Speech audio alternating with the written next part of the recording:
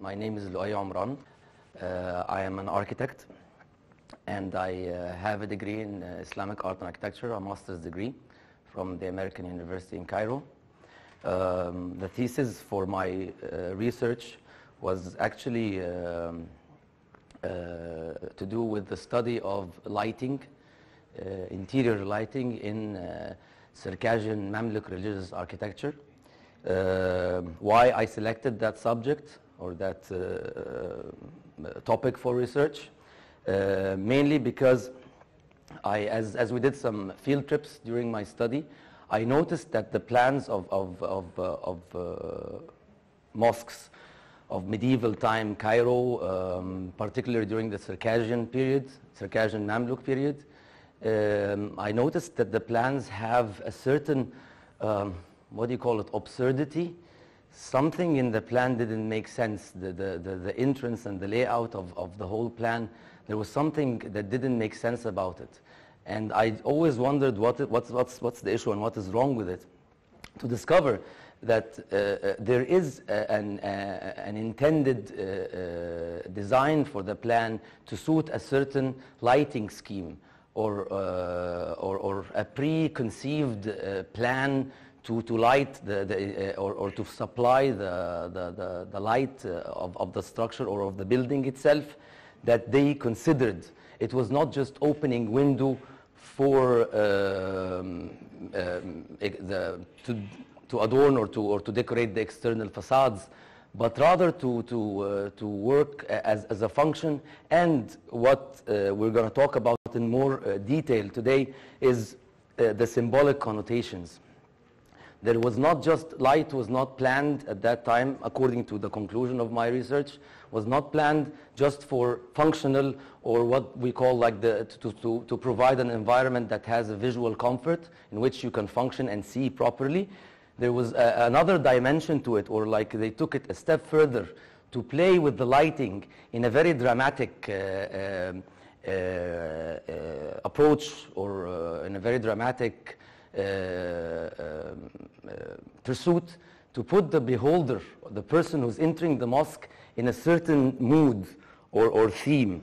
And I think there is nothing more interesting for an architect to do than to influence the person that enters the space that you designed, and to maybe manipulate their feelings as well. Sometimes we use colors, we use certain forms to kind of send hidden messages to affect the people in that space without them even sometimes realizing, or when they realized, no problems, that's not a big deal. To begin with, let's take a look at the Quran and what it contains of verses that kind of talk about light, discuss light and darkness, and what does that mean, and how was that perceived, or how was that interpreted by the early Muslims, or the medieval time Muslims, to be more precise. There's one thing that I want to establish with you at the beginning. There is nothing that makes sense saying that the subject we study, although that's the term we know as Islamic art and architecture. There is nothing Islamic in art and architecture.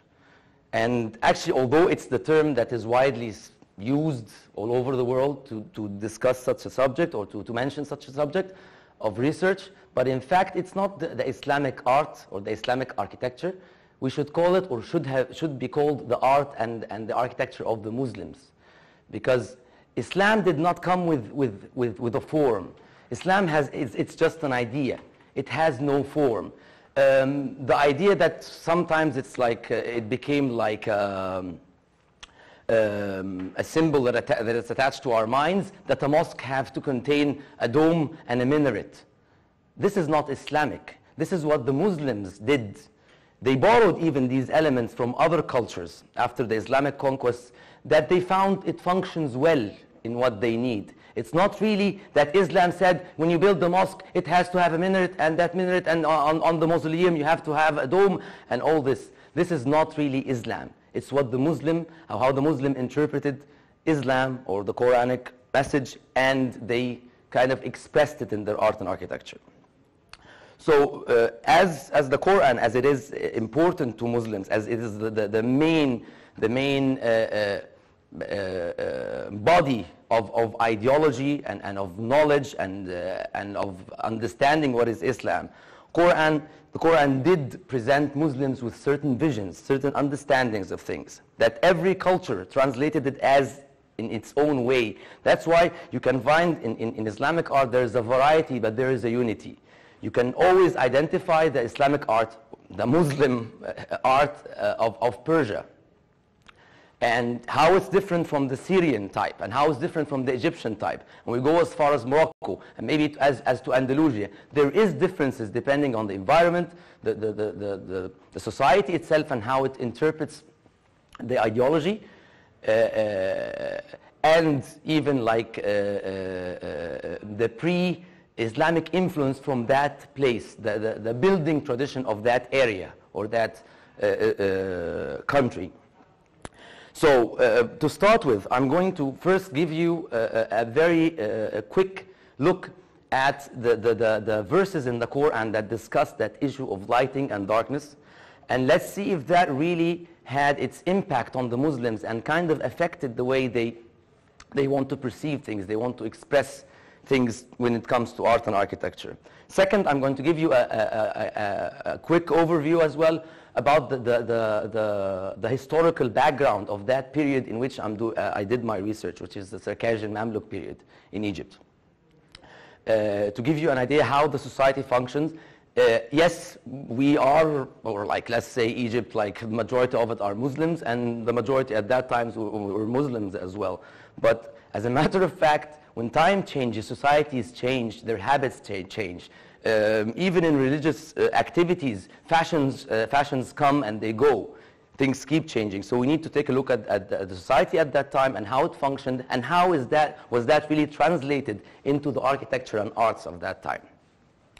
And then I'm going to go into more detail with the subject of the research and what I found out through my pursuit researching in this subject. First, we start by what's the most famous, one of the most famous verses in the Quran, which is called Ayat al-Nur, the verse of light. And it says, Allahu nuru samawati wal ard, mathalu nurihi kamishkah, fiha misbah, al-misbahu fi zugaja, az-zugaja ka'annaha kawkabun durri, yuqadu min shajaratin mubaraka, zaytunatin la sharqiyya wa la gharbiyya, yakadu zaytuha yudhi, walau lam tamsashu nar, nurun ala nur, yahdi Allahu li nurihi man yasha, wa yadrubu Allahu al-amthala lin-nas, wallahu bi kulli shay'in alim. The verse does visually present not an exact description of God, but there is a description. You can somehow visualize that there is a form. So your brain, as much as it can do that, creates a vision.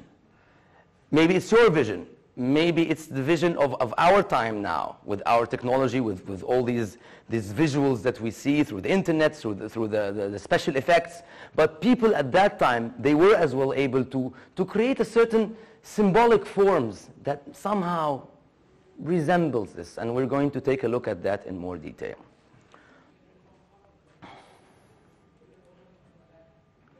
Okay, the word an-nur in the Quran, with all its different derivatives depending on how, like, because Arabic is contained from a root. Every word in Arabic is like a root. It has a root of 3 letters, and according to the grammar and how it's put in the sentence and how it's related to the context of the sentence, it can be, we can have different inflections of the same root, giving different meanings, but again, you still hear the root and you still have a relation to that word, which is an-nur. Things like nuran, nurakum, nurana, nurahu, nurahum, al-munir, all these are derivatives of the same word, maybe which can like make the difference between nur, which is light, and nurahum, their light, or nurahu, his light, and so on. The word an-nur, as I have tried to trace it, it appears in the Quran around 48 times. And this is not much compared to the text of the Quran and how big it is. The Quran contains 6,346 ayahs, verses, okay? Let's say if the average length of an ayah, of course some ayahs, some verses are can be one letter sometimes, and it can be one word, or it can be 10, 20, 30 words. Let's put it in average. 10 per average is 10 words per verse. So we're talking about between 50 and 60,000 words. It's huge. Although the description of God is an-nur, the word doesn't appear that much, okay? So when people at that time were like kind of affected by that ideology or that understanding in the Quran, they worked hard searching for the verses that contain that thing, that word or that meaning. And although it's only found rarely, it's always found in those most attractive verses, very philosophical, very contemplative. And that was easy somehow to translate into and to move on and take it into art and architecture to express through that understanding.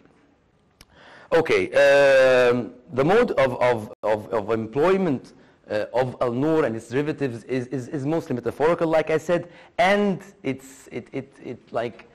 sums up to almost 80% of the verses that contain that word or its derivatives. It's 80% of it is more of a cosmological kind of verses. Examples of it: الله ولي الذين آمنوا يخرجهم من الظلمات إلى النور والذين كفروا أولياؤهم الطاغوت يخرجونهم من النور إلى الظلمات. That's one. Another one: ومن لم يجعل الله له نورا فما له من نور. إنا أنزلنا التوراة في هدى ونور وقفينا على آثارهم بعيسى ابن مريم مصدقا لما بين يديه من التوراة وآتيناه الإنجيل فيه هدى ونور والذين آمنوا بالله ورسله أولئك هم الصديقون والشهداء عند ربهم لهم أجرهم ونورهم. I'm just listing an example, some examples, but not all of them. Okay, if that is the case, if these verses give rise to such a philosophical, visual, symbolic understanding, who would be the most, the people in Islamic communities that would be most interested in such a subject? Who would be? Anyone has an idea? I already gave you a hint. Mystics, Sufis. Who on earth is most interested in such subjects as mystics, and in Christianity, the Gnostics as well, who are looking for the knowledge, seeking those sects, seeking the knowledge beyond human science or human knowledge, the knowledge of God. And all this kind of philosophies. Of course, Sufis were the most interested portion of all societies of Islamic history in that period, in the medieval times, to grasp that concept and create a whole philosophy and a whole set of understandings and of writings that they left behind to do with the light of God, with what they call the illumination, the self-illumination, through reflecting onto this light, through seeking this light. So the Sufis at that time grasped that, and so many writers and Sufi philosophers wrote about this idea and this concept somehow or the other with different approaches. The typical example, the most famous one of all Sufis, Sufi leaders, is Jalaluddin al-Rumi, and one of his most famous sayings is this: reason is God's shadow. God is the sun. What power has the shadow before the sun? It's all about this like contrast of light and darkness and this whole understanding. Jalal ad-Din Rumi died in 1273. The subject, the period of my research was maybe like, let's say, it's in the 15th century, so we're talking about 300 years later than that time. And yes, it did take some time for ideas to spread in that early period. They didn't have internet, they didn't have all the technology that we have now. So some ideas took maybe like hundreds of years to be that widespread and kind of related and part of the culture in the Muslim societies at that time. This is Jalal ad-Din Rumi. He's not the only one, like I said. We have Shihab ad-Din al-Suhrawardi, another one who died in 1191. He wrote 2 philosophical books. Look at the titles: Hayakil an-Nur, the Temples of Light, and Kitab Hikmat al-Ishraq, the Philosophy of Illumination. Another very famous Sufi called Ibn Atallah, one of the leaders and founders of what they call Shaziliya, sect of Sufism. Look at what he says here. The cosmos is all darkness and is illuminated only by the manifestation of God in it. Whoever sees the cosmos and does not contemplate him in it, or by it, or before it, or after it, is in need for light and is veiled from the sun of Irfan, knowledge or gnosis, by the cloud of created things. Ibn Atallah died in 1309. Okay. These Sufi teachings were being spread around all the Islamic world, regardless where it started or where it is, because it was happening at the same time in different places. By the time, the era I'm talking about, or I'm discussing, or I'm studying, or I studied, which is the Circassian period, it was the fashion of the time, like I said. The sultans, the emirs, all the elites of the society were into Sufism. Whether they really meant it or really into it, or it was like the fashion, so they had to be there. And of course the whole community, then follows them, the ulama and the judges and the big officials, and then the whole community wants to imitate, just to be around those like people of power, as simple as it is. Most people. But the result is that at that time, at that period, it was Sufi teachings and Sufi rituals and Sufi lifestyle was the fashion. It was the cool thing to do. A cool dude had to be a Sufi. An educated man had to claim that he's a Sufi, to impress the people in front of him, that he has the knowledge beyond what we know and what we see and all this. The Circassian, who are the Circassian Mamluks? The Circassian Mamluks are the second dynasty of Mamluks that ruled Egypt. The first dynasty was called the Bahri Mamluks, and they're mainly Mamluks generally were like what we called white slaves. They were bought in slave markets to be raised as warriors. Recruited since they are like in their early childhood, and raised in special military camps to become professional warriors. Most of them came from the area of Central Asia. However, there are old historical texts and reports that claim that they came from other different races, but the majority of them came from Central Asia. Especially the Bahri Mamluk period, dynasty, they came from Central Asia, from something called the Qaraqyunlu and Aqaqyunlu. There are 2 tribes, there are 2 big tribes there. And that remained until 1382, when the second dynasty took over, who are Circassians. Circassians are actually from that area, like almost here. This is their homeland. It's more to the south of Russia, on the Black Sea. And nowadays, Circassia is part of the Russian Republic. Okay? Circassians ruled over Egypt at that time from 1382 till 1517, when the Sultanate of the Mamluks fell for the last time by the Ottoman conquest by Sultan Selim I. And the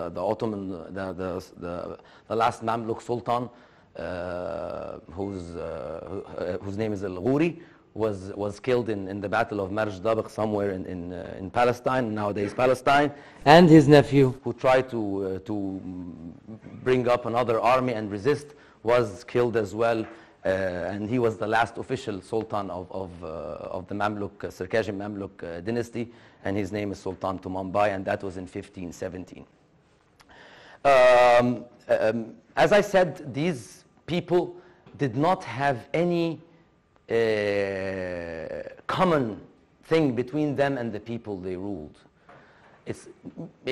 Yeah, okay, they were not Egyptian, but they were not just not Egyptian, they were not Arab. They didn't speak Arabic. They were like foreigners ruling over a land that they don't know the people of. They come from a different culture, from a different background, from a different everything. The only thing that they had that related them to the community was what? Religion. Yeah, that they're Muslims. So the stress on the show of piety, and we are doing good things for the poor, and all these religious foundations, and all this expenditure in that field was mostly to keep consolidating the rule and reminding the community that yes, okay, we are from another land, we are from another culture, and we're ruling you, but we're Muslims, and we're good Muslims, and Islam should unite us all together, and all this. Apparently, yes, the ruler of Egypt, because we know, like, we are mutadayin b'tabo, has to be always a pious person, has to display that. We don't know, like, what is the real intentions of people, but the ruler of Egypt has to display that. Maybe this is a subject for another sociological research, whether that was highly established during the Mamluk period and era, and then it was projected to the present, and maybe will remain to the future. But for sure, those rulers, those sultans of the Mamluk period, invested so much money in religious foundations, so much money, and they had no mercy in that. To the extent, one of the examples that we'll take a look at later is the Mosque of Sultan Hassan. The Mosque of Sultan Hassan was built in 1356 during a period of a 3-year famine in Egypt. People were dying out of hunger, but the taxation had to be collected for the Sultan, the tyrant, to finish his building for God, because that was the message and that was what they're concerned about. People dying, no problems. The mosque had to be finished. And this is not the only example. There are so many examples when those buildings were actually built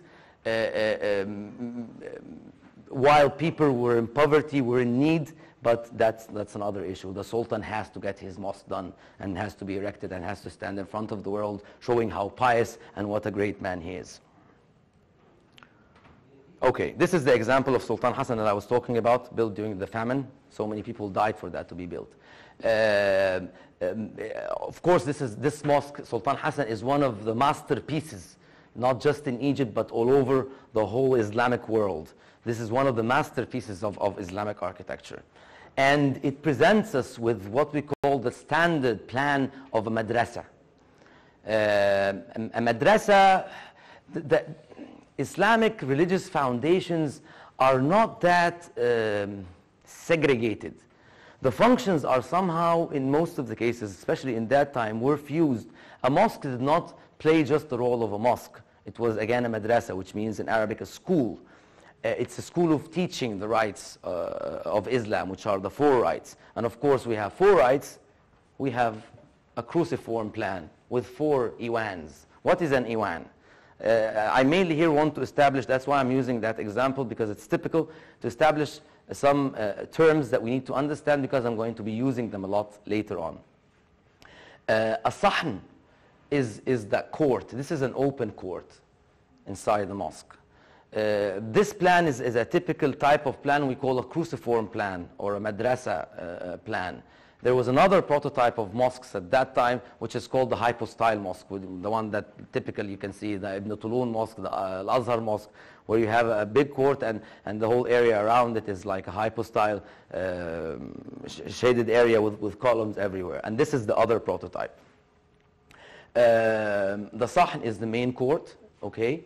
The iwan is, what is an iwan? An iwan is like a space, a hole, a room, whatever you want to call it, that has a floor, a ceiling, side walls, and a back wall or a front wall. But one wall is missing. It's like a space that opens from one of its sides completely. It's not a door. It's a complete opening to the space adjacent to it, or like that it opens onto.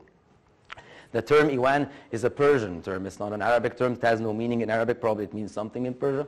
But it's a Persian term, and it was actually this architectural element was borrowed from Persia during the Islamic period. The Persians are the first ones probably to build in that way or in that sense. Islamic architecture, or Muslims architecture in general, is listed somehow under what we call eclectic art. Eclectic art is the art that borrows, that borrows from different cultures what suits it and puts it together. The first nation, or like the first empire to do that in the world, was the Persian Empire, long before pre-Islam. The pharaonic art and architecture had its own character and never borrowed from anyone else. Everyone borrowed from it, but it never borrowed from anyone else. Maybe in its late period, during the period of Ptolemies, after the Greek conquest of Egypt, but until then, pharaonic architecture is considered to be an individual architecture. It's not an eclectic kind of art. Islam has the same thing. So so many elements were borrowed from different places and areas in the Islamic empire and put together according to what suits the function and the ideology and understanding of the Muslims of certain area or certain place. We have a Qibla Iwan. A Qibla Iwan is an Iwan that contains the wall that is oriented or directed towards Mecca, indicating the prayer direction. And it's usually and easily identified by having this niche, which is a mihrab, which is very, it resembles so much what do you call it, the altar in a church. We have the anti-Qibla Iwan, which is the Iwan facing the Qibla Iwan from the other side, and we have what we call the lateral Iwans, which are these two Iwans flanking the court. During that time, and this was the reason why this cruciform 4 Iwan plan mosque was somehow like a standard in any kind of madrasa with any variation, but it was like a standard because there are 4 rights in Islam. So according to the waqfiyah, every one of those madrasas had a waqfiyah, which is an endowment deed, in which the sultan or the emir or the official rich man who built that mosque sat down and allocated a certain lot of land from that the revenue of which should support a supply and maintain that building and its functions. So in the waqfiyas of those buildings, and some of them still are surviving, we find that like every Iwan of those was allocated or dedicated to a certain sect. We have 4 sects, Malki, Shafi'i, Hanbali, and Hanafi. Every Iwan was dedicated to one of those sects, those rights in Islam, or these schools of interpretation in Islam. And usually, when the sultan or the emir or the owner, the builder, the patron of the building belonged or followed a certain right of those, it was usually allocated in the Qibla Iwan, the biggest one. And the rest can fight over the other ones, but he would say, okay, I'm a Hanafi, then the Qibla Iwan will be for the Hanafi, and so on. This is a view from the inside of Sultan Hassan Mosque, just to give you an idea about what we saw in the flat, poor plan, how things look like in 3D. These are the Iwans. This is the anti-Qibla Iwan. This is a view from the Qibla Iwan. This is the Sah, the court. This is the anti-Qibla Iwan, and this is the lateral Iwan.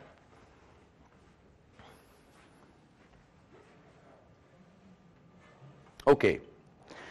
The case of this cruciform 4 Iwan plan madrasa was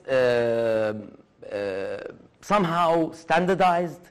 It remained almost classical, the same type of building. Okay, there were different areas and land lots that they had to deal with, but it was almost always the same set. There's a court, sahn, an open one, open to the sky, on which the 4 iwans open, and this sahn, it functioned for so many, it provided so many functions. It provided like an area, a meeting point for circulation. It provided all these areas around these iwans with ventilation, with lighting. It was like the core, the heart of the whole building. Okay? This remained to be the case for all the period of the Circassian period even, and the Bahri Mamluk. The example, Sultan Hassan is from the Bahri Mamluk, not from the Circassian period. Until this man came around, Sultan Ashraf Qaid Bey, who ruled from the late 1460s until maybe the late 15th century. Sultan Qaid Bey, to give you a brief about him before I start to talk about the revolution that he came up with in building and the architecture of these structures. Sultan Qaid Bey was one of the greatest, if not the greatest, patron of art and architecture in all the rulers of the Islamic period in Egypt. The amount of buildings he patroned during his rule is huge. He even is the only one, he's the only one who established a royal atelier to produce works of art and products under his patronage. And in this royal atelier, for the first time in the history of Egypt, that there was a carpet production. Egypt is not a country that produces carpets. Carpets belong mainly to those lands in Central Asia, Persia, Turkey. These are the lands of carpet production. For the first and last time, and during that very short period, Sultan Qaid Bey established in the royal atelier like a section that produces carpets. These fragments that are still left until now of the Qaid Bey period are extremely rare, and that's why they're expensive. Not because there are carpets like fragments of carpets that are older than this period, but they're not as rare.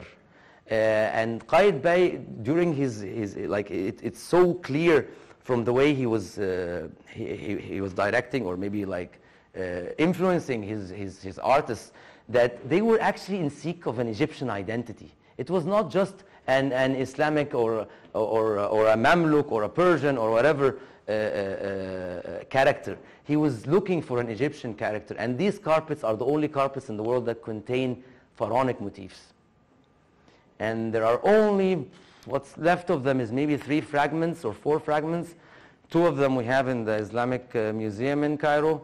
That one of them was unfortunately soaked in water when the explosion happened in front of the Ministry of Interior, and the glass shattered. And I don't know if they managed to restore it or not. There's one in the Victoria Albert Museum and one in another museum, I don't remember. But they're very, very rare. And they're the only carpets in the whole world that are wool. They're wool carpets, and they're made with something called the senna knot, which is a Persian knot, kind of knot. They're the only carpets that are wool, but they shine like silk carpets. And no one knows until now how that was done, what kind of treatment. That's another secret about these carpets.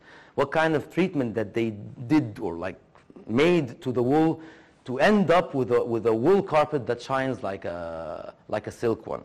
Okay, that's just an overview of Qaid Bey, because in my opinion, he's the most important patron of art in the whole Islamic period of Egypt.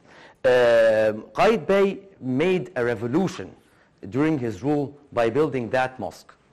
That mosque is the Qaid Bey Madrasa mausoleum in the Northern Cemetery. This madrasa, by the way, before I can go ahead, this madrasa contains the most valuable, the most unlikely to happen. It never happened except in Egypt in that time, in that mosque, where the stone dome of the mausoleum is a combination of geometric and arabesque forms intertwined. This is extremely hard to calculate. This is extremely hard for the stone carver to adjust. It's the surface that it's changing, and he has two rhythms on it. Geometric star shape form intertwined with arabesques, and they're tapering towards the end. It's extremely hard to calculate, and the result is this is the only one in the world. This is the only dome of that type in the world. Yeah, we have carved domes in Syria and in Egypt and in Persia and wherever where you have geometric forms or arabesques. But the combination of both never happened before or after that one. This is the only one in the whole world. To give you an example of how this man was very seeking whatever no one can achieve or get in art, he used to seek and pay for it, and probably he paid a lot for that. The second thing, which is what concerns us in our research and subject, is what he did here. He covered the sahn. He roofed it. He roofed the sahn with a wooden roof, in the center of which there's a lantern. This is the first time that this happens. And yes, sure, yeah. مش كده المفروض ان الصحن فقط معناه ان هو لما غطاه وحوله السبيس مقفول من كل الاتجاهات يعني. Yes, he did that. Yeah, he did that. طب ايه الفايدة؟ If you wait, no problems. He did that. He did that, and that was the change. And when I was interested at that time during my research about like what is going on, I found that mosque, and I went on and checked the waqfiyya of that mosque, because we have some restoration delegations that actually destroyed so many Islamic monuments, in the sense that instead of restoring the thing to its original thing, regardless of your opinion about it, whether you like it or not, because that's a historical piece, that's a monument. No, some restorers just went, oh, let's do this. Oh, it will be better to have a roof here. It will be cleaner so that the birds will not shit in the in the court. And yes, they did that. And really, they made disasters, huge mistakes, and they destroyed so many monuments by doing that, by changing the original state of that monument. When I checked in the waqfiyya of Qaid Bey for that mosque, in that mosque, the lantern is mentioned. The lantern above the court is mentioned. So, because wooden structures usually are the first thing that fall apart from a building. And there is no single, in this example and all the other examples of a lantern inside the mosque that is original. They're all restorations. So actually, I found that the lantern over this sahn is mentioned in the waqfiyya, in the description of the building, which shows that it was original, that they did that and it was original. What happened when that, like you were asking the question? First of all, you're students of architecture. What happened to the mosque, to the space? It was converted from what to what?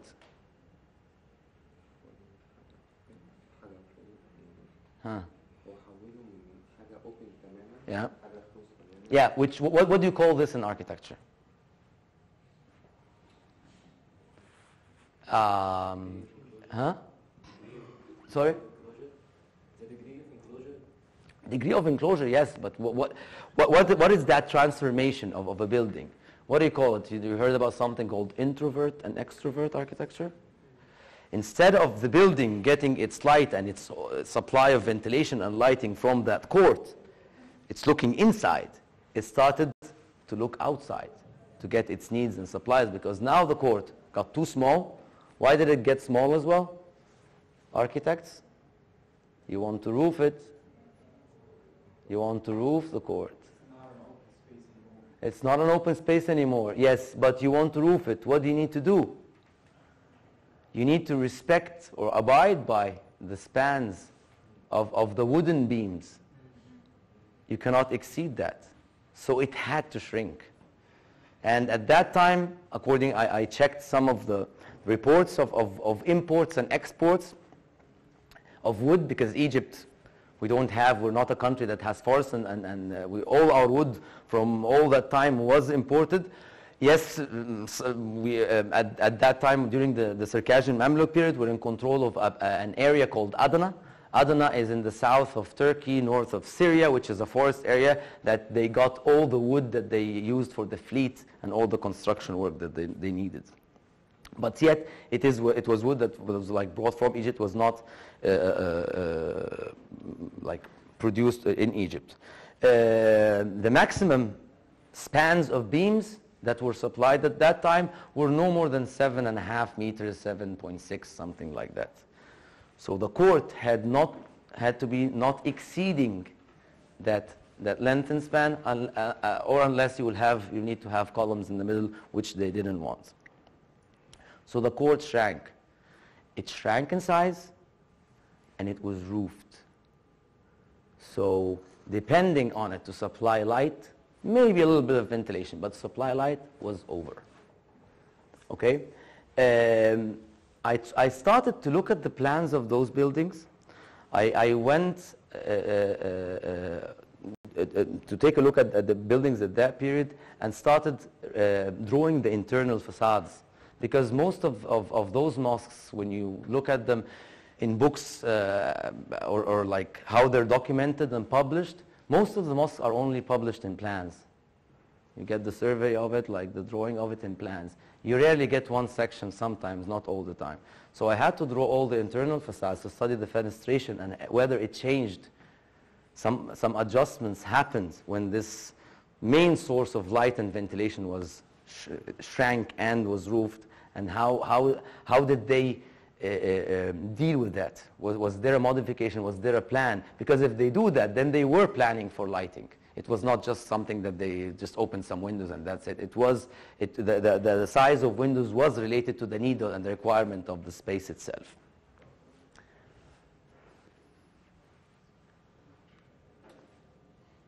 Okay, what I did, I took the period of Qaitbay as the turning point, which is the Qaitbay of Northern Cemetery. I am sure this example is originally roofed. I looked at the Waqfiyya. This is my turning point. This is the sample. And went back 50 years earlier, almost 50 years earlier, to track what happened from all that period until Qaitbay took that courageous, daring decision to roof the Sahn. And what happened after and around that time of that period. The examples that actually imitated him. I found like 8 samples, existing samples, monuments of this 41 plan madrasa pre-Qaitbay in the 50 years that preceded him. I found another 4 examples contemporary to him. One of them is built by him as well, which is called the Madrasa of Qaitbay in Qal'at al-Kabsh, and it's built in the same style as his, it's built later on, a bit later, and it has the same style as his Madrasa in the Northern Cemetery. Okay. What do we see here? This is an example called Jawhar al-Lala from 1430. Typical open Sahn, unroofed Sahn, 41 plan madrasa.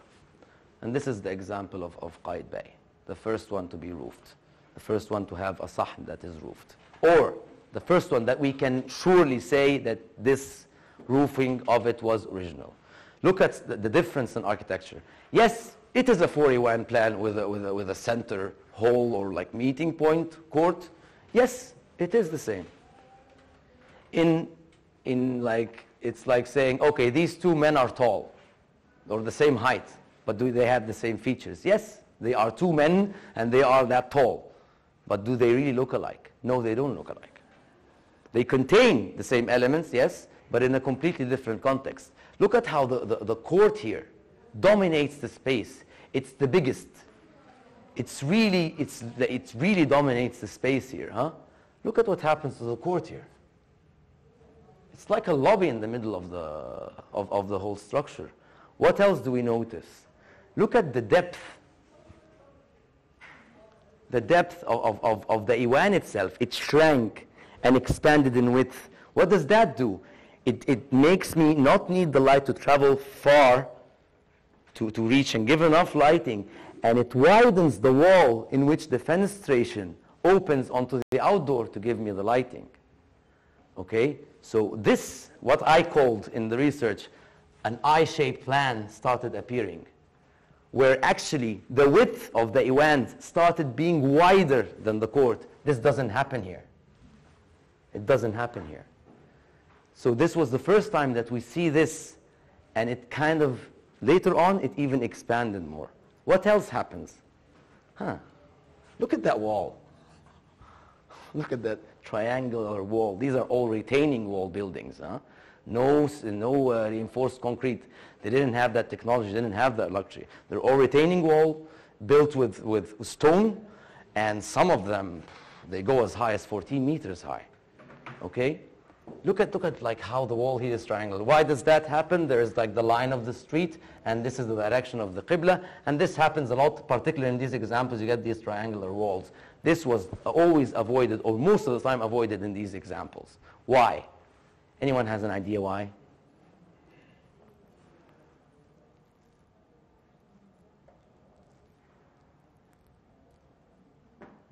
Okay. You see how this is supposed to be a window. Look, it's bent like this, and look at the distance. Do you think that this will supply any light here? Okay, they didn't care. They had the main court here open, would like supply all the light and the ventilation. I didn't need that.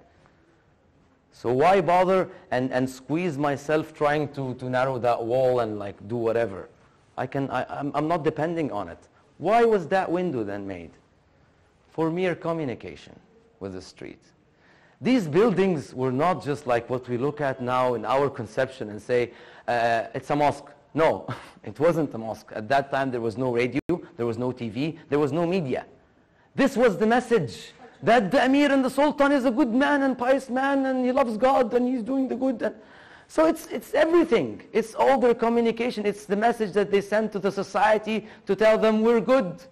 And we're like building you all these religious foundations. Do your rituals and forget about the rule and the money and taxation. It's okay, it's ours. You take the afterlife and we leave us the life, and we're giving you the way to the afterlife. Just go there. These windows were like microphones. There was no microphones, but these were the microphones to the street, reminding everyone passing by that this is a holy place. This is a mosque. What do you get from such a window? No ventilation. You don't need ventilation. You have this whole court. Like, what do you get from it? The smell of incense. The smell of incense attracting the passerby. The recitation of the Quran. That actually, in a window like this, acoustically, the sound will come out to the street enlarged, like using a cone or something. So these windows were mainly used for communication, to communicate with the street. It's like a show window, attracting people to that great, pious, religious, amazing space that like a kind of is attractive to anyone who wants to do something for his afterlife. That doesn't exist anymore here. They were in desperate need to compensate for the loss of light and ventilation that happened by roofing the court. They had to shrink that wall. Yeah, okay, the window, when it's like not that deep, it still like functions as communication and the incense and the... but above all, it has to supply light. It has to supply light and ventilation to that area. Some of which, that light is supposed to serve the court as well. And maybe from these windows as well. What you see again, look at like the between the solid and void, the windows became big and dominating. Like, look at the amount of black here, and look at the amount of black here. To open these windows in these retaining walls that go that high as 14 meters high, this is a structural risk at that time. To take that risk, they wouldn't do that unless they really forced to. It is really risky. And they always avoided to open big openings. They didn't have reinforced concrete. They weren't able to have windows that big and that wide. They couldn't do that. So with every opening in the wall, you're weakening it. And I think if like some studies have to be done about that, I think that one of the most structural risks in these medieval time buildings were taken in these mosques, these examples that have the roof plan, the roof sahn type.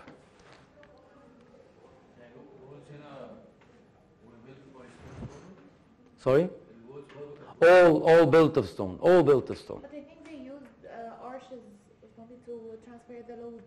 Yes, they used arches to transfer the load, but they can. Well, how big is the span you can have with such an arch?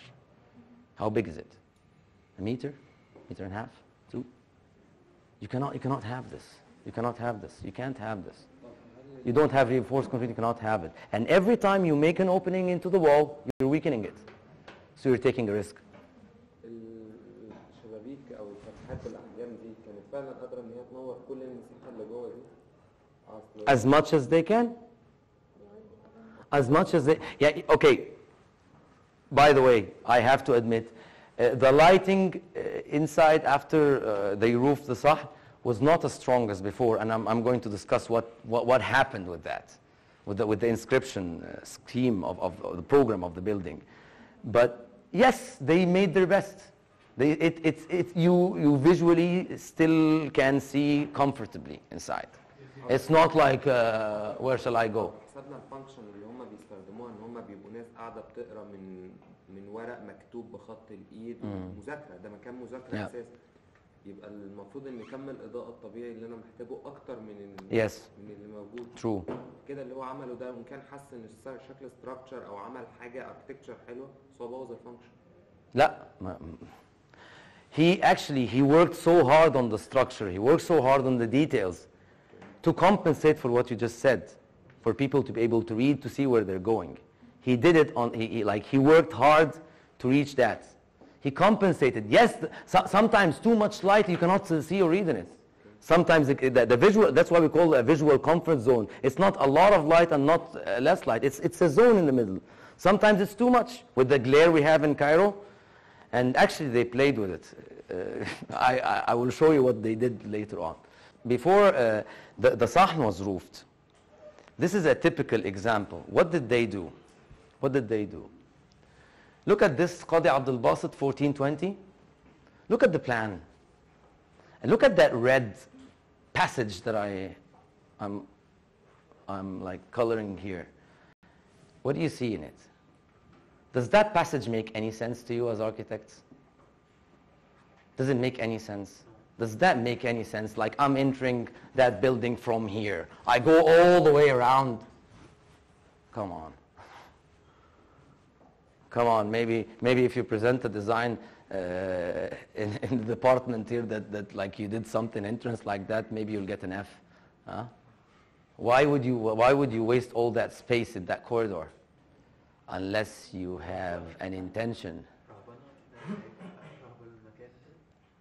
Yeah. For a psychological purpose. What is it? Huh? It's amazing. Yes, you got it.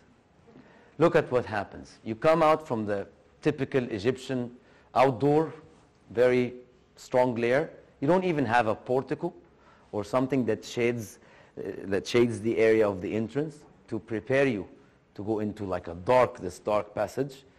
Some other mosques earlier from the Fatimid period, there is one called Salah Tala'a near the Bab Zuwayla that has a portico. Some of them had a shaded portico in front of the mosque. These ones, no way.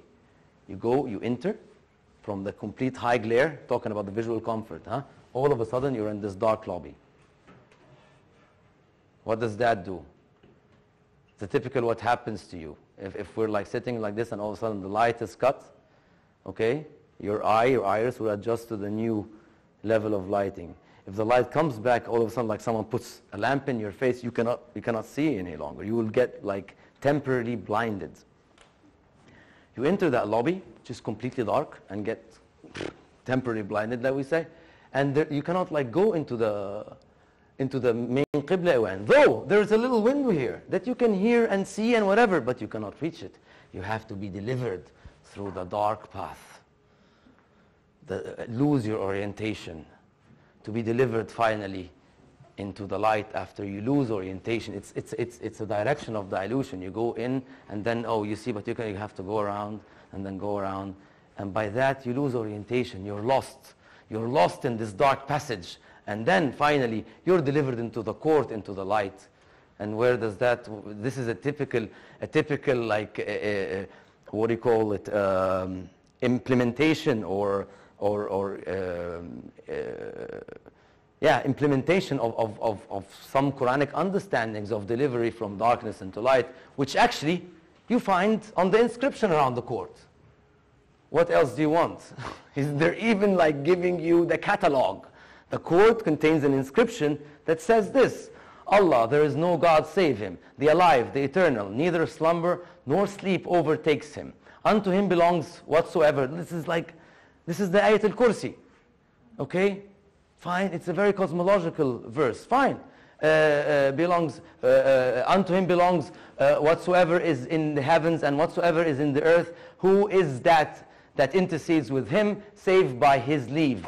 He knows that which is in front of them and that which is behind them, while they encompass nothing of his knowledge, save that he will. His throne includes the heavens and the earth, and he is never weary of preserving them. He is the sublime, the tremendous. There is no compulsion in religion. The right direction is henceforth distinct from error, and he who rejects false deities and believes in Allah has grasped a firm handhold which will never break. Allah is hearer, knower. Okay, this is Ayat al-Kursi, one of the most famous verses in the Quran, and the ayah that follows it. Look at the red, the rest of the ayah, the one 257, the ayah, the verse that follows. The interesting thing, this ayah ends here. But actually, in fact, around that court, it ends here. It's not even complete. This is a very rare case when an ayah is inscribed, is carved in stone, and it's not complete. Apparently, this Qadi Abdul Basit, this big official judge at that time, yeah, okay, he had some money. He can build a madrasa to send his message to the media that he's a great man. But he was not like Sultan Qaitbay or Sultan Inal. He cannot afford the best scribes as well. So apparently, the man who did the inscription, who carved it around the court, didn't really calculate the space. So he got so squeezed here, and the space left was not enough for the whole. He at least managed to send this message. Allah is the protecting guardian of those who believe. He brings them out of darkness into light. Another example, Sultan Barsbai, 1425. What do we see? The same thing. You go in the lobby, turn, go straight, and then turn and enter the court. Typical. Yeah, okay, fine. It's another inscription around the court.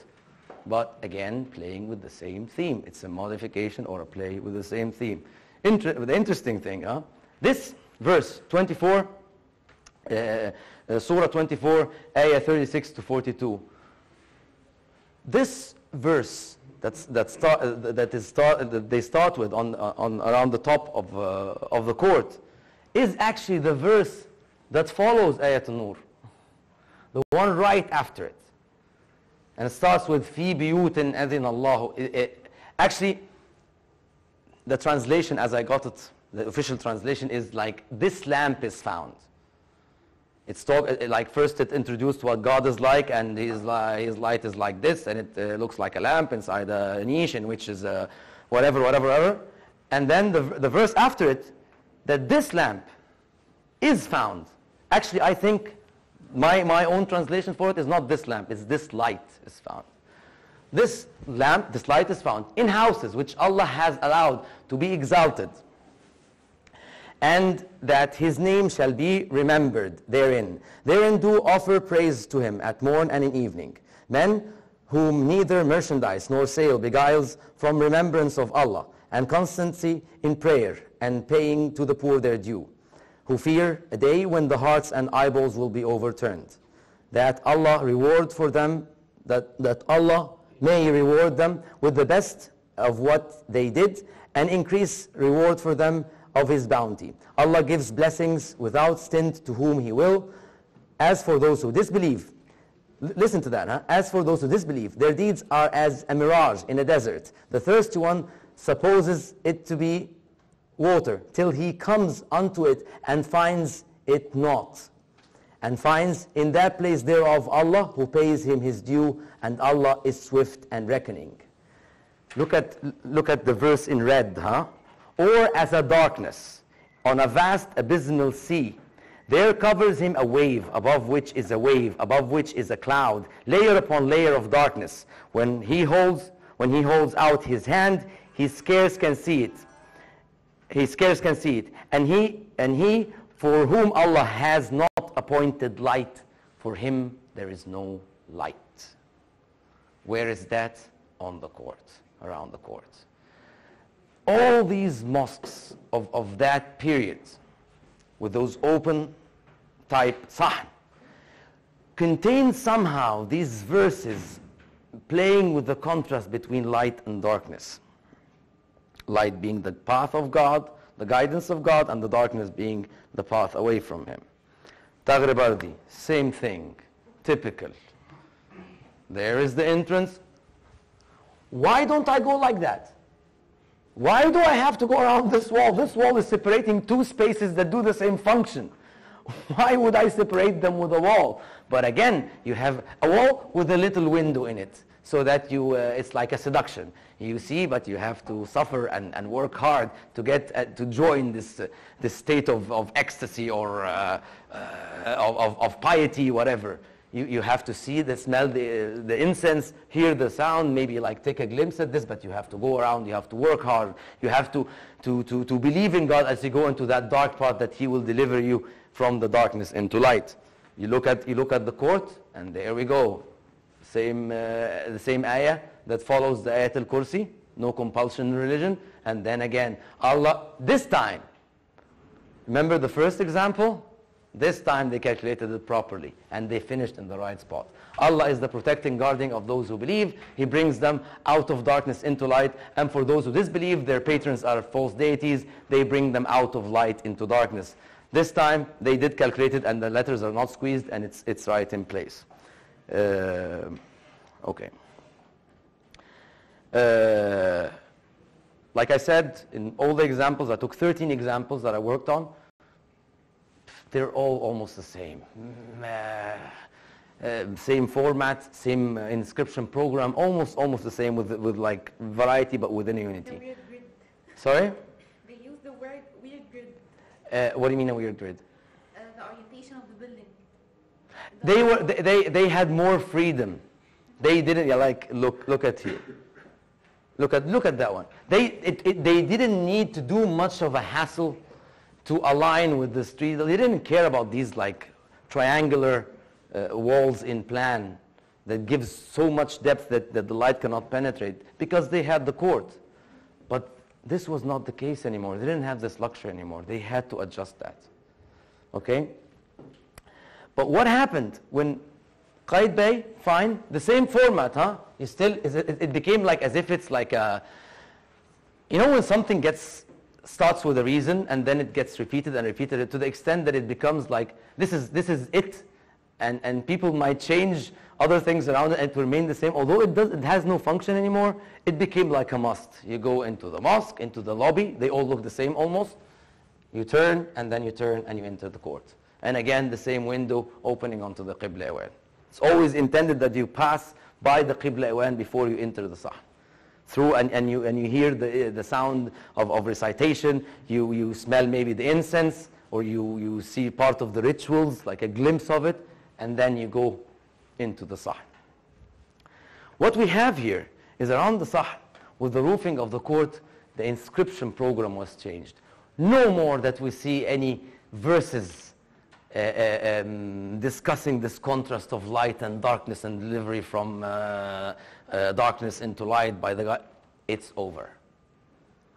The program changes of the inscriptions, and we start to see more Sufi-like contemplative verses.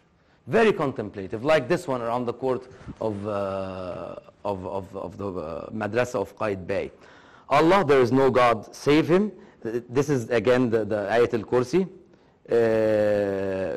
But like the ayah that followed Ayat al-Kursi that we saw before, comparing the light and the darkness, is not there anymore. His throne includes the heavens and the earth, and it ends there. It's a cosmological contemplative verse, not interested anymore to add the part related to the contrast between light and darkness.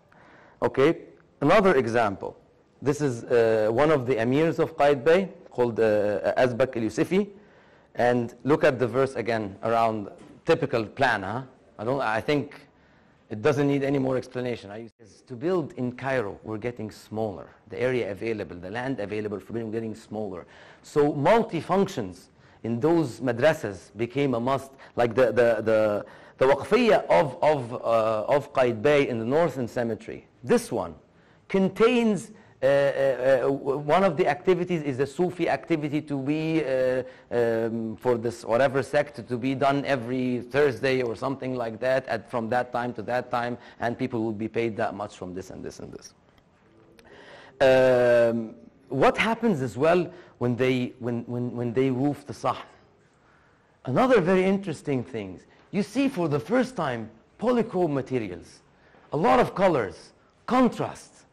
Yes, of course it's suitable. Before, the sahn of mosques, like you saw the Sultan Hassan, for example, typical unroofed open type, it was plain stone, some carving in stone, and that's it. But you don't have this like golden gilding and contrast and different colors.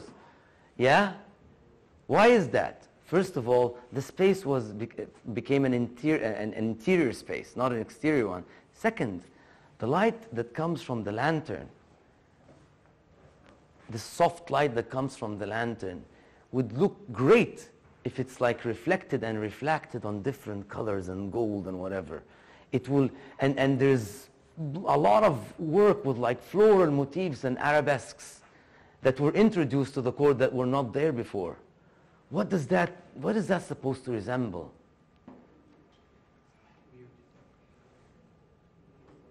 Beauty where? Paradise. Paradise.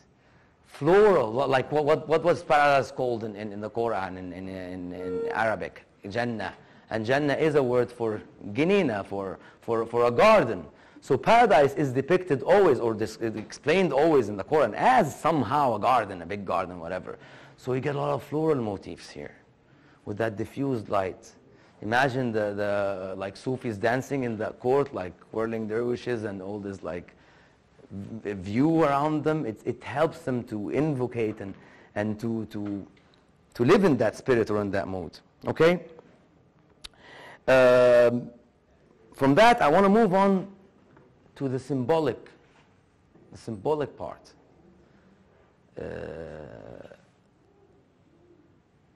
The adjustments that are to do with the symbolism of lighting, apart from the functionality. In Qaitbay, and in most of the examples of 4 plan mosques, you usually get this. The arches that open onto the court, they always have a hanging lamp in the middle. They always have this. Okay? Whether it's an open type or a closed type.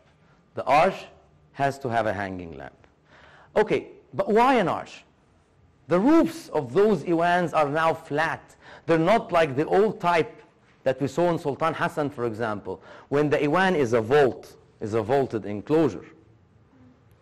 So, as a result, you get an arched opening to keeping the profile of that vault. Okay, fine. You made the roof flat. Why do you need an arched opening? It's an insisting on having an arch opening. Maybe it became like an element that resembles the court of a madrasa and it had to be arched. Maybe.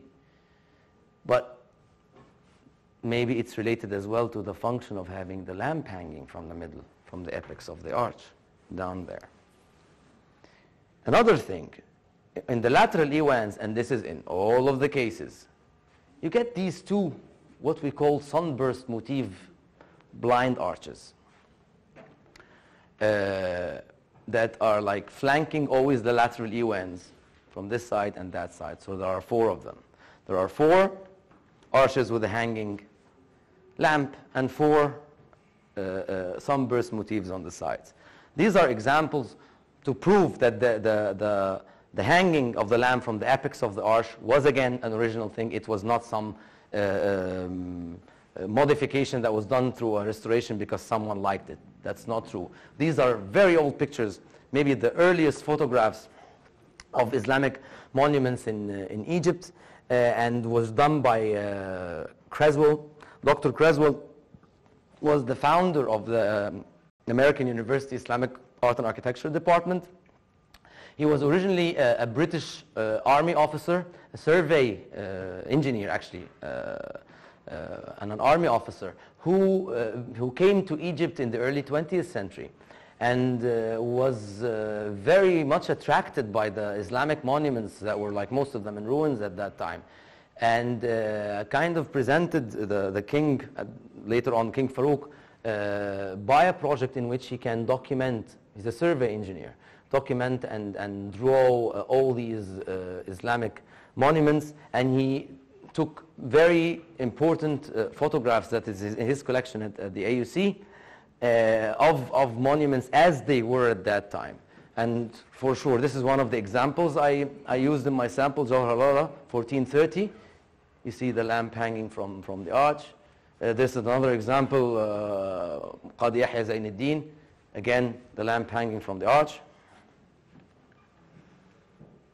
We have like another mosque of Qaid Bay at Roda. It's not a 4A1 plan type, but again, you have the arch and the lamp hanging from it. You have Qaini Bay Saifi 1403. The same thing, it's a standard. It's a standard. It's in all of them. And forget about all these pictures of Creswell from the early 20th century. Maybe again it was added in a later restoration, these rings with the lamps. But I found this one, called the Madrasa Mausoleum of Azdumur. It's in complete ruins. It has never been restored. And what do we see here?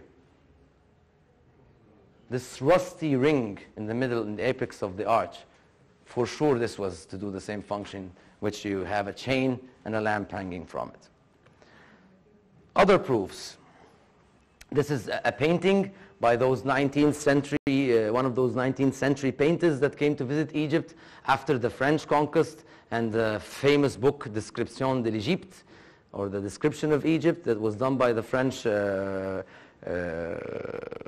conquest in Egypt, and how much this book got the attention and the attraction of so many treasure seekers and painters and artists in Europe to come and visit Egypt. So there was a flood of painters of that time that came and visited Egypt. One of them is Pascal Coste, who died in 1879. This painting was done around in 1840. And this is the mosque of Qaid Bay, Qalat al-Kabsh, one of the samples, and look at the arch. And actually, the interesting thing is about these Europeans that came to do the painting is what? They had no idea what they're seeing. And when someone is painting something that he doesn't know anything about, he doesn't add, he copies what's in front of him.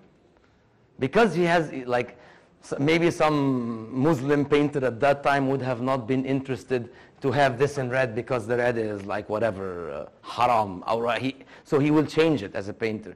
But a Western painter has no idea about the culture or anything. He copies. He's just like a copy-paste. He cannot add anything. So that's exactly what he's seen. And there you have a huge lamp hanging from the arch. Another painter, David Roberts, an English painter, who died in 1864, who visited Egypt around the mid-19th century. And again, this is the Mosque of Al-Ghuri, and you see the lamps hanging from the apex of the arch. This is again Robert Hay, 1824, another drawing of the Madrasa of Qalat al-Kabsh, and you see the lamp hanging from the apex of the arch of the lateral Iwans. Now, the origins of that motif, this arch in which a lamp is hanging, okay?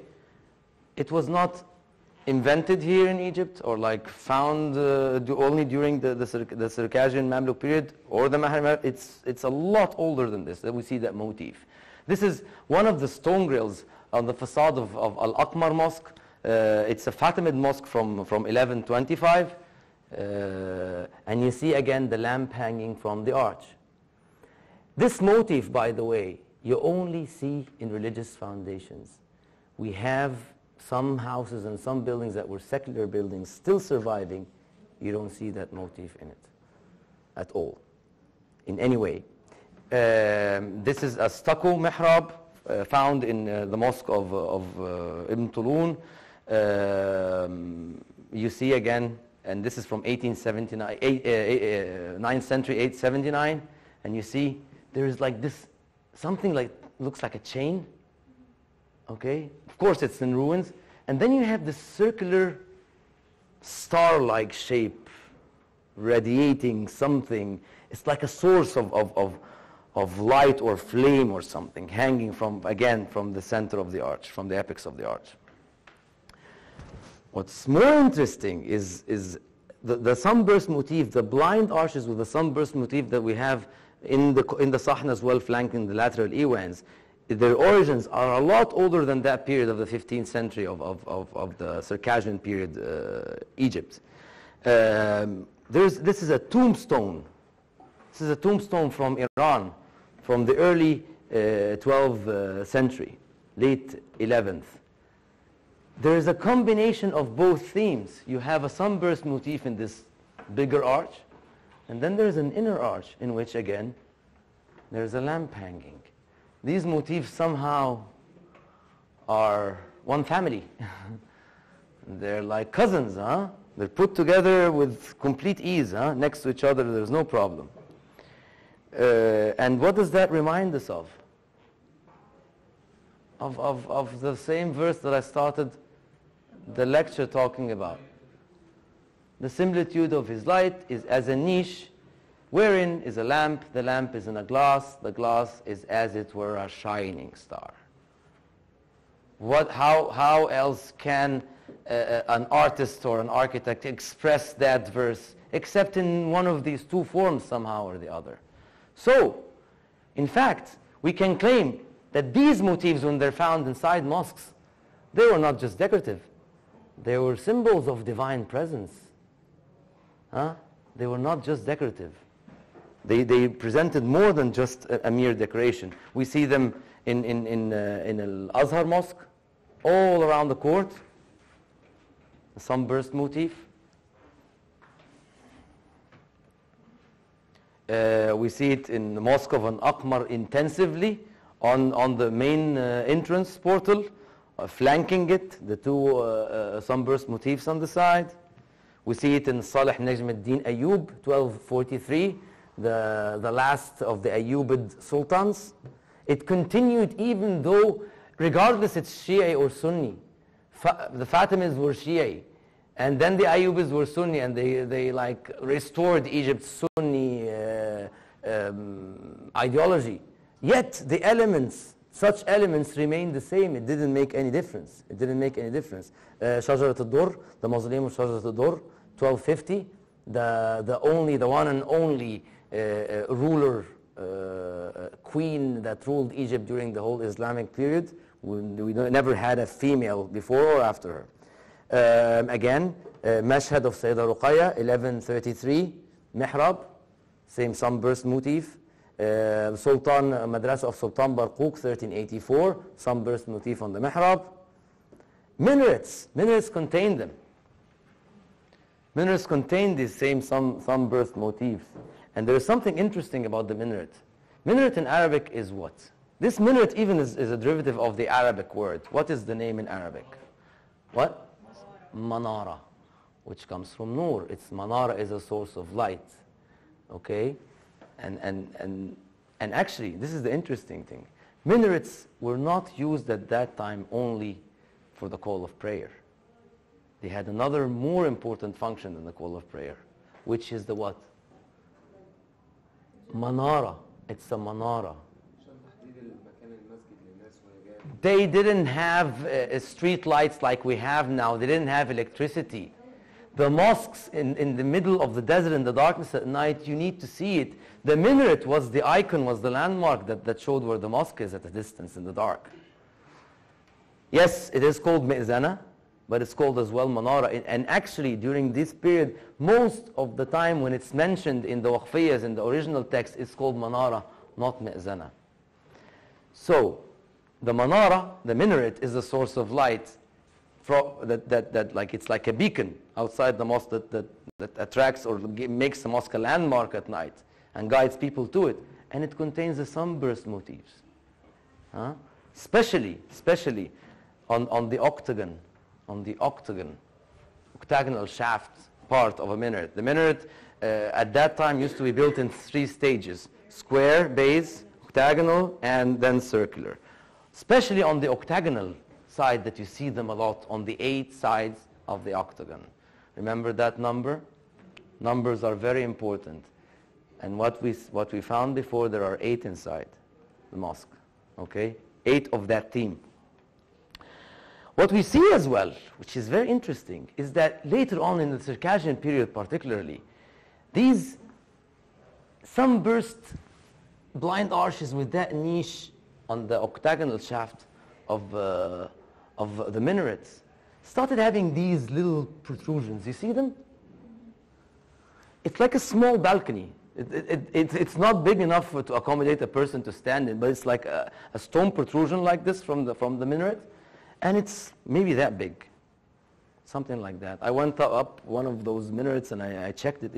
It's really small, and I was like, what is the purpose of that? Until I, by coincidence, found this.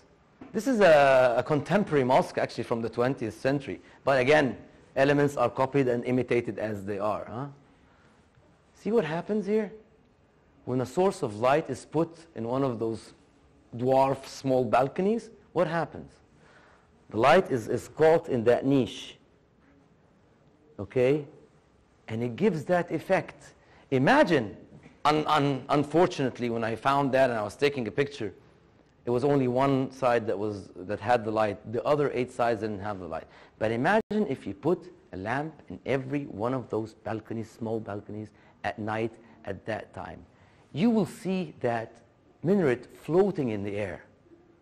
It's carried on light. It will give that visual effect to the beholder, to any passerby. It will look beautiful when everything around it is completely dark and you see that minaret like tapering to the sky like a shadow, carried on these columns of light, 8 columns of light. Should have been a very attractive visual message, huh?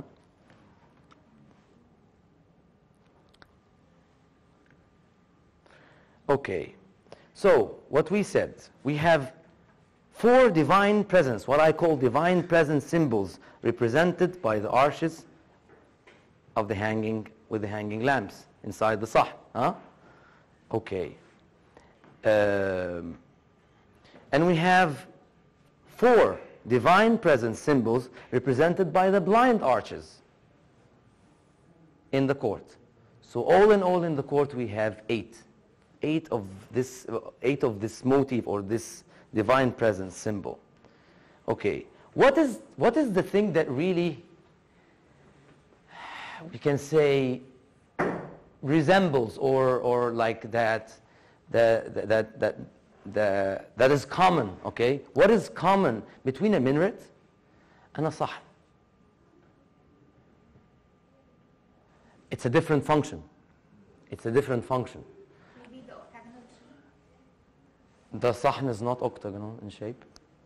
It's square. Oh, okay. I thought you were talking about the fountain. There is a common factor between the 2 spaces. What is it? It's the relation, the celestial relation, the relation with the sky. The minaret penetrates the sky and calls for prayer and lights the way at night to the mosque. It's an element related to the sky. And the sah is the part of the mosque in which part of the sky comes in. So one of them is the yin and yang, let's say it. Huh? One of them is the yin going up to the sky, and one of them is the yang. So actually, these are the spaces or the elements in the madrasa architecture that are celestially related somehow. And they contain 8, both of them, they contain 8 of these divine presence symbols. Okay? So we have 8 and 8. And what do we have? When I checked about this number 8 and its relation in the Quran with anything that mentions it, I found this. وَالْمَلَكُ عَلَى أَرْجَائِهَا وَيَحْمِلُ عَرْشَ رَبِّكَ فَوْقَهُمْ يَوْمَئِذٍ ثَمَانِيَةٌ. And the angels will be on the sides thereof. 8 will uphold the throne of thy Lord that day above them. So 8, it was intended because this is the number of so-called throne angels that carry the throne of God. So these 8 and 8 resemble this relation, this call for the throne to land in and guide us with the light and help us get out of the darkness. As to this, I finished. I'm done with my lecture, and I hope I managed to add something to you. And I hope you can add something to me by some interesting questions.